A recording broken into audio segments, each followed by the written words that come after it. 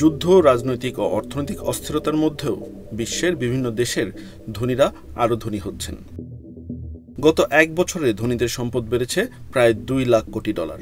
গতকাল মঙ্গলবার 2024 সালের 100 কোটিপতির নতুন তালিকা প্রকাশ করেছে ফোর্বস ম্যাগাজিন।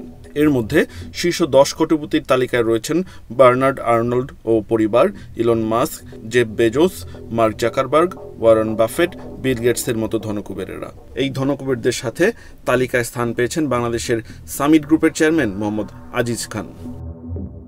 ফোর্বসের এই তালিকায় স্থান পাওয়ার বিষয়ে ম্যাগাজিনটিতে বলা হয়েছে, বাংলাদেশে জন্ম হওয়া সামিট গ্রুপের চেয়ারম্যান মোহাম্মদ আজিজ খান বেড়ে উঠেছেন সিঙ্গাপুরে। মোহাম্মদ আজিজ খানের সামিট গ্রুপের পাওয়ার প্ল্যান্টের ব্যবসা, বন্দরকেন্দ্রিক ব্যবসা, ফাইবার কেবল ব্যবসা এবং আবাসন ব্যবসা রয়েছে।